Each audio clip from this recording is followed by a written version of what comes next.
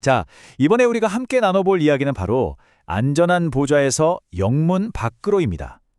궁극의 안전함이 어떻게 우리를 정반대의 삶, 그러니까 위험을 감수하는 삶으로 이끌 수 있을까요? 좀 역설적으로 들리죠?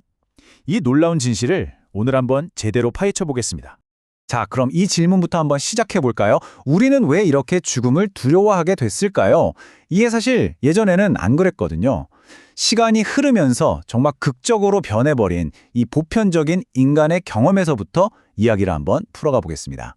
네, 그래서 첫 번째 파트에서는요, 바로 이 문제를 다룰 겁니다. 사라진 죽음, 하지만 커져가는 두려움. 이거 진짜 이상하지 않나요? 죽음을 우리 삶에서 자꾸만 밀어내려고 할수록 오히려 그에 대한 공포는 눈덩이처럼 불어났다는 거예요. 도대체 왜 그런 걸까요? 이걸 보시면 그 차이가 확 느껴지실 거예요. 왼쪽이 과거, 오른쪽이 현재입니다. 예전 농경사회에서는요, 죽음이라는 게 뭐랄까 마을 전체의 일이었어요. 집에서 임종을 맞이하고 온 동네 사람들이 함께 슬퍼하면서 긴 장례 행렬을 만들었죠. 삶의 일부였던 거예요. 그런데 지금은요, 죽음은 철저히 격리되죠. 병원이라는 낯선 공간에서 아주 소수의 가족만 지켜보는 가운데 일어나는 지극히 개인적이고 어쩌면 외로운 사건이 되어버렸습니다. 그러니까요, 핵심은 이거예요. 우리가 죽음을 일상에서 안 보이게끔 싹 치워버렸더니 역설적으로 죽음이 훨씬 더 큰 불안의 근원이 되어버렸다는 거죠. 이게 결국 어떤 문화를 만들었냐면 어떻게든 늙지 않으려고, 어떻게든 죽음을 부정하려고 발버둥치는 문화를 낳은 거예요.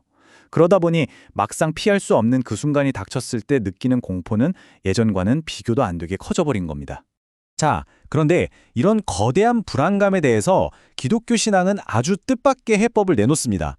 우리의 희망을 뜨거운 감정이나 체험이 아니라 어쩌면 좀 차갑게 들릴 수도 있는 법적인 현실에 딱 고정시킨다는 거예요. 근데 재밌는 건 바로 그 차가워 보이는 법적인 개념이 우리에게 가장 따뜻하고 확실한 안정감을 준다는 거죠. 이게 무슨 말인지 이해하려면 반드시 알아야 할 핵심 개념이 있습니다. 바로 법적 정의예요. 이건 그냥 착하게 살면 복 받는다, 이런 도덕적인 차원의 이야기가 아닙니다. 성경은 하나님의 공의로운 법이 죄에 대해서는 반드시 아주 공정한 대가를 요구한다고 말하거든요. 그리고 바로 저 십자가가 그 어마어마한 대가를 단번에 그리고 완벽하게 치른 사건이라는 겁니다. 아니, 왜 하필 법이냐, 그냥 사랑으로 덮어주면 안 되냐 생각할 수 있잖아요. 이 비유를 한번 들어보세요. 정말 기가 막힙니다.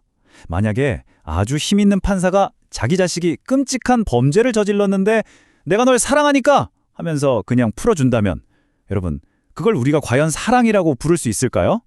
아니죠. 그건 그냥 부패고 특권일 뿐입니다. 이처럼 법적인 근거가 없는 사랑은요, 사실 믿을 수가 없는 거예요. 자, 생각해보세요. 우리 감정이라는 게 얼마나 변덕스럽습니까? 아침 다르고 저녁 다르잖아요.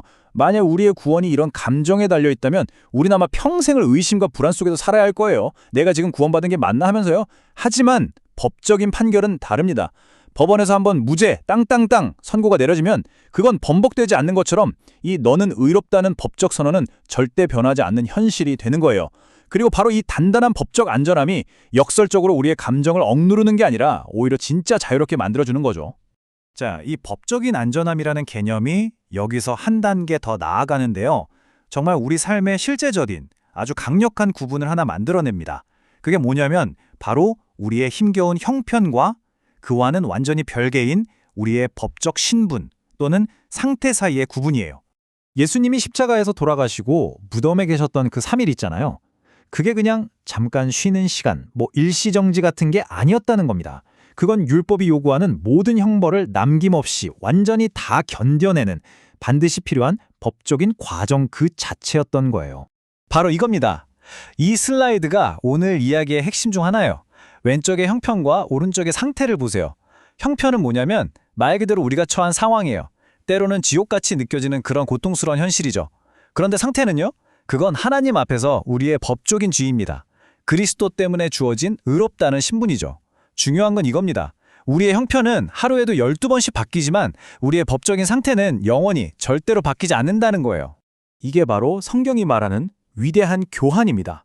그리스도께서 우리의 법적인 상태, 즉 유죄라는 상태를 가져가시고 자신의 의로움이라는 상태를 우리에게 주시기 위해 자발적으로 그 자리로 들어가신 거죠. 바로 이 사실 때문에 우리는 아무리 끔찍한 형편 속에 내던져진다 해도 결코 무너지지 않는 희망을 가질 수 있게 되는 겁니다. 그런데 이야기가 여기서 끝나면 좀 슬프죠. 다행히 십자가에서 끝나지 않습니다. 부활, 바로 이 부활을 통해서 이 법적인 현실은 개인적인 차원을 넘어서 모두가 함께 누리는 공개적인, 공식적인 승리가 됩니다. 이 대표성의 원리를 이 비유가 정말 잘 설명해줘요. 우리나라 축구 국가대표팀이 월드컵에서 이기면 선수들만 기뻐하나요? 아니잖아요. 온 국민이 다 내일처럼 기뻐하죠. 똑같습니다. 교회의 머리이신 그리스도의 승리는 곧 그 몸인 교회, 바로 우리 모두의 승리가 되는 겁니다. 그분 혼자 잘 되려고 이기신 게 아니라는 거죠. 그럼 이 승리가 어떻게 우리 것이 되느냐? 그 과정이 바로 이겁니다.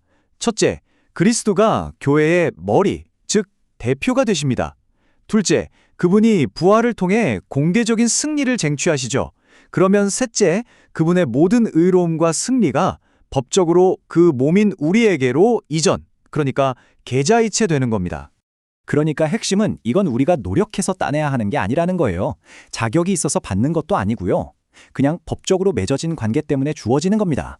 마치 결혼을 통해서 상대방의 자산이 법적으로 내 것이 되는 것처럼요. 그리스도와 연합했다는 그 사실 하나만으로 그분이 이루신 모든 놀라운 것들이 전부 우리의 것이 되는 겁니다. 이건 정말 선물이죠. 자, 그럼 지금까지 살펴본 이 놀라운 진리들이 그래서 우리 삶에 구체적으로 어떻게 적용될 수 있을까요? 이 모든 게 도대체 나와 무슨 상관이 있을까요? 이제 그 실제적인 이야기를 해보겠습니다. 가장 먼저 우리가 붙들어야 할 기초는 이겁니다. 우리의 법적인 상태, 즉 신분은요, 저 하늘의 안전한 보좌에서 영원히 그리고 완벽하게 보장되어 있다는 사실입니다. 그 누구도 그 어떤 것도 이걸 뺏어갈 수 없어요.